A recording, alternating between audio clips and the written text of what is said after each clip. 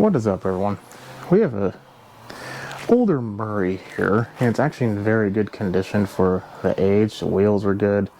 Doesn't appear to be any rust, so that's good. But it has a Briggs & Stratton flathead on it, self-propelled. It's one of those weird ones that has like a gear off the cam. I think it's a cam. And yeah, but it works good. The owner gave it to me because two reasons. One, he was having a hard time pulling on the cable. He replaced the cable, still having a hard time, so he decided to pull on it just to see if that would help, and broke the pull cord. That moment in time, I'm sure some profanity came about. He looked on the internet, found one that I was selling. We met up. I sold him mine, and this one's mine now. Having said that, let's take a look at it. I literally just got done washing it. I actually got this last year, but I've been a little busy. Actually, oil is a little low. Doesn't look horrible. I'm not even gonna bother looking. Oh, I might as well. The fuel. Wow, that thing is on there.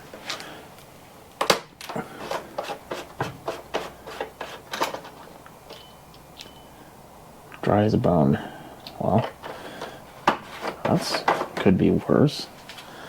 Okay.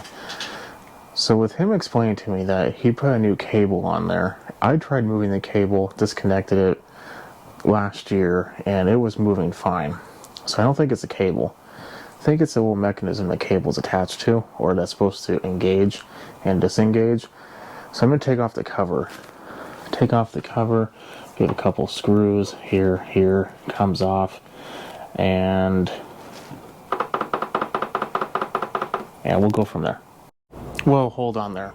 Over 90% of you, according to YouTube, are not currently subscribed. You're watching this video, but you're currently not subscribed. So I'm going to welcome you to subscribe at the end if this helped you out. I work on a lot of machines, so maybe the machine you're watching is going to be something you own, but who knows? Maybe you own a generator, a pressure washer, a big mower, a chainsaw, a variety of things.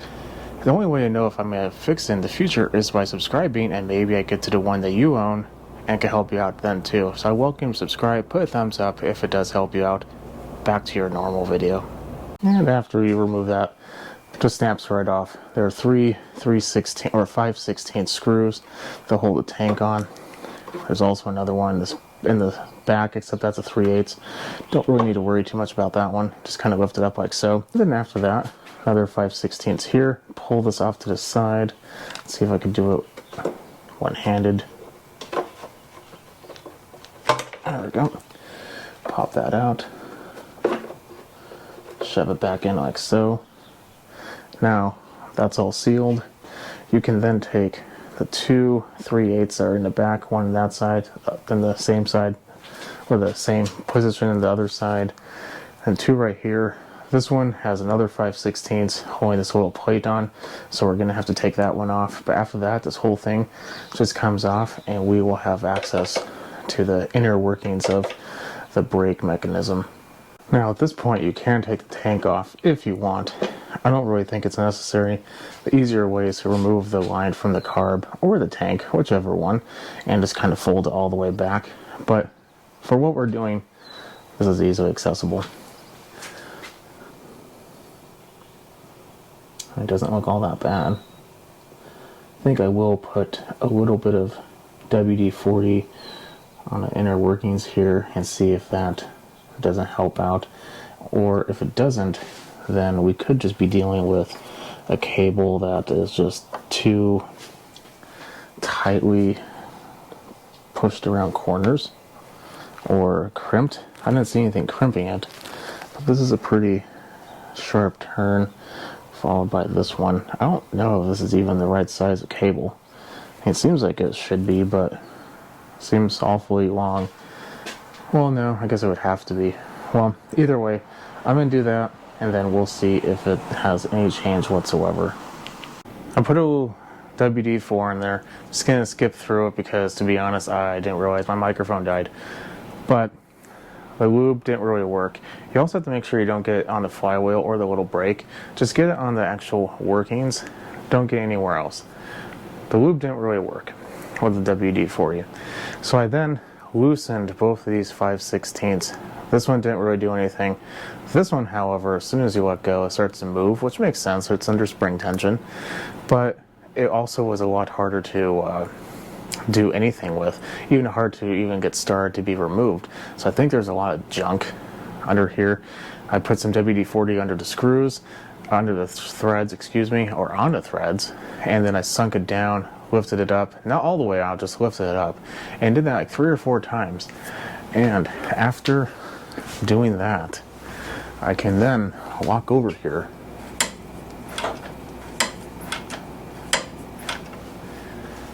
it's pretty much like brand new.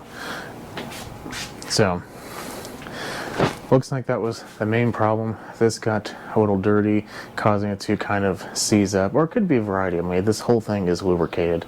But if you're having a hard time and you know it's not the cable, I know this looks a little dirty, but trust me, it moves freely.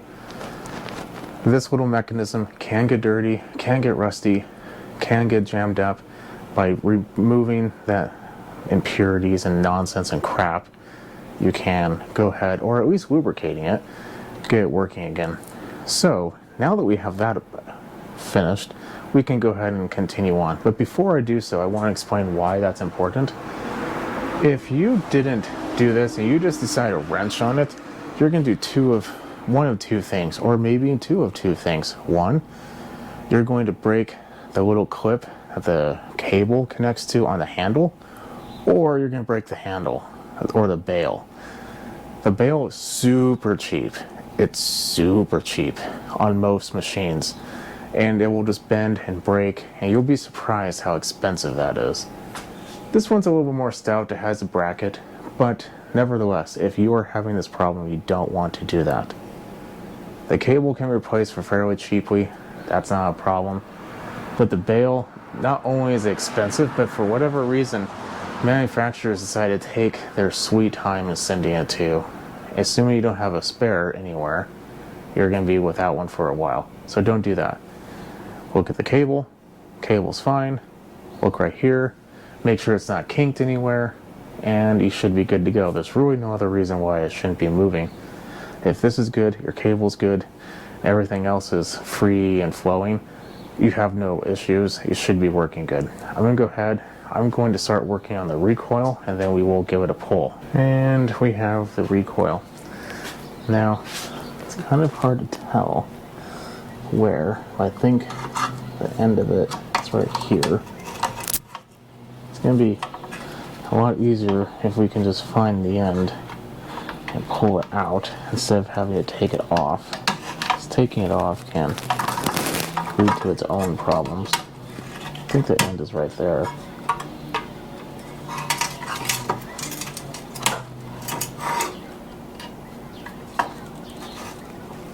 Probably would help if I had a better pair of pliers. I'm going to pull on that. Basically, I just want to take it out so I can snip this off, because if I can't do that, I have to take this whole thing out. And when that happens, more likely than not, the spring is just going to go boing, which is no fun. I mean, technically I probably should make it go boing just because that would be a good video, but to be honest, I'm not really in the mood for boing right now. There we go.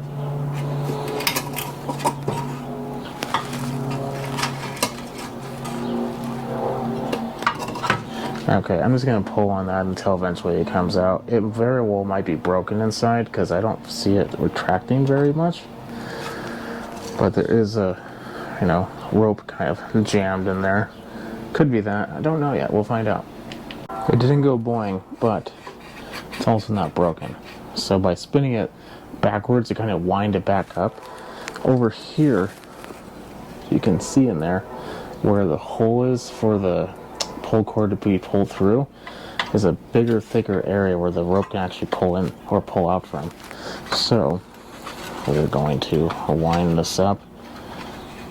I counted, we were at 4 So we're going to wind this up maybe one more time. And maybe one more time. You don't want to do too much, because if you do that, then the chances of it going boing in the wrong way is pretty high. I mean, that is, it will break. The spring inside is just a cheap piece of metal, so what can you say about that besides what we just did? I have cut a section of line roughly 7 feet long towards the end of it. Now, with any luck, shove it through there. And when you do this, line this hole up with the exterior hole, and with very little effort, as you saw, it comes right out.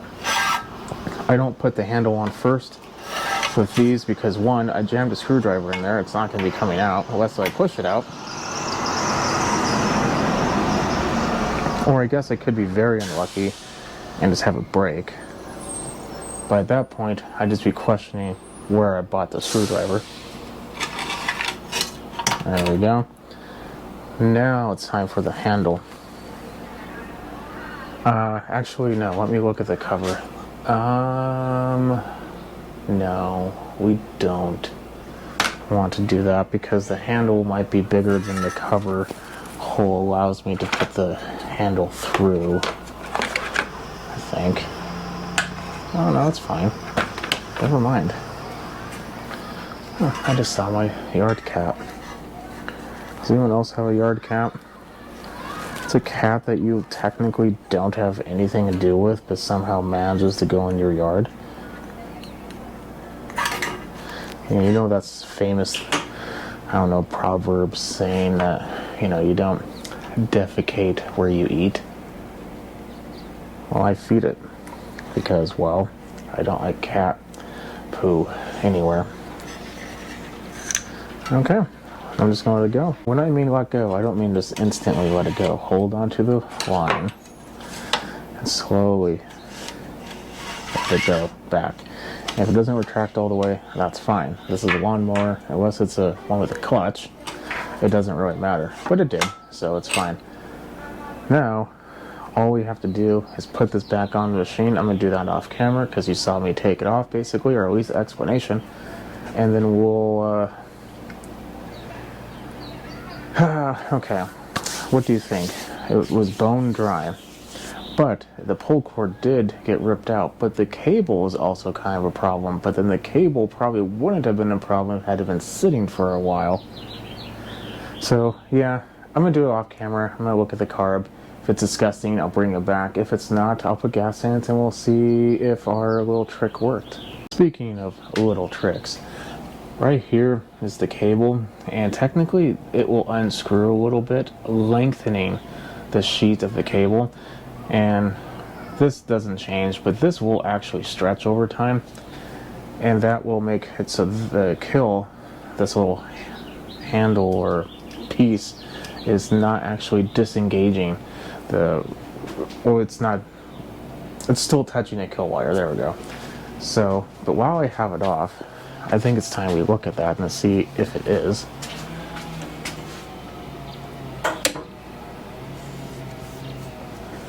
I think you're seeing it better than I am, but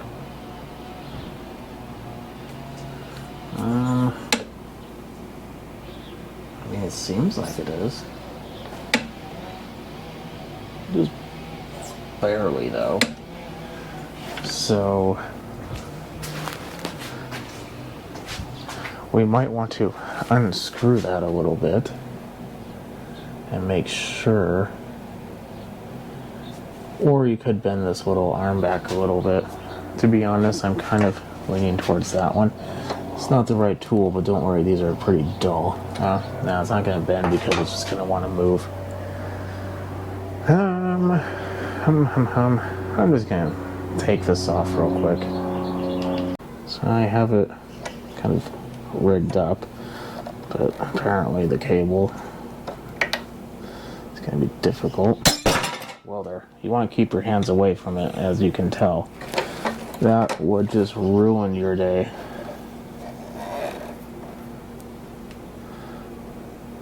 as I put my hand next to it.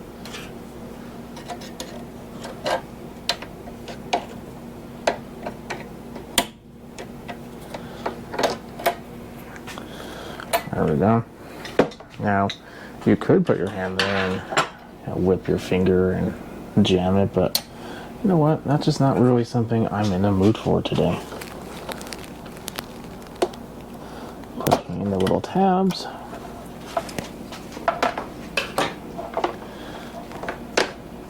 So, now,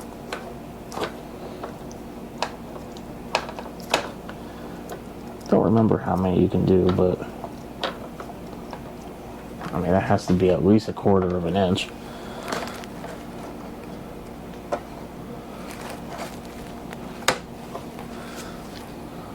It's already looking a little bit longer. I mean, shorter.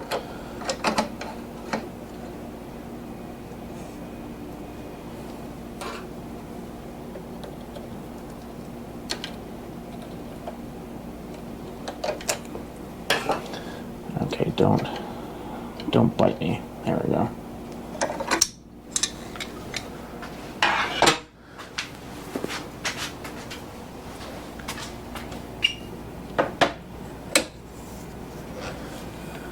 Okay, so that gap is definitely a lot better now.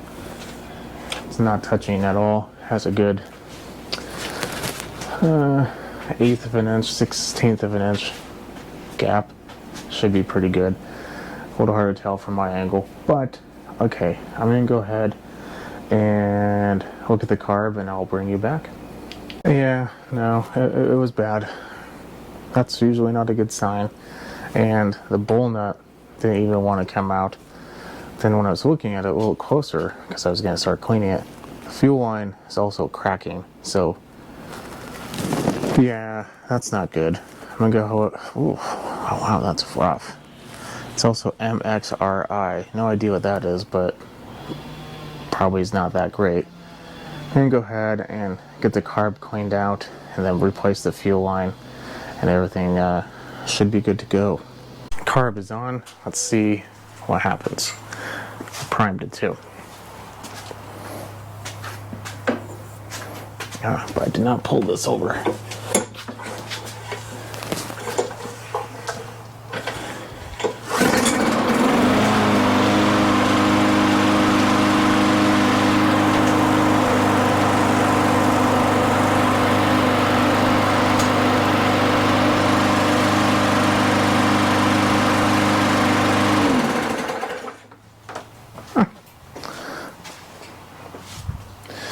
Well, as we can see, the cable works. So we've unfroze the cable. Well, unfroze the cable. Pull cord works. Just need to put it on the handle or the bar. You know, that's not that hard. And we are good to go. So, if you have a machine where your bail or your handle is not easily moving and you're having to put a lot of force, don't necessarily instantly think it's the cable. It could be the mechanism, or it could be binding somewhere. That's another common one. But other than that, it's a good little machine. Carb is dry. Yeah, I think we're set to go. So, hopefully this helped you out. If you like what you see, keep watching, subscribe, follow me on Instagram at SmallEngine101, and I'll catch you on the next video. Have a good night.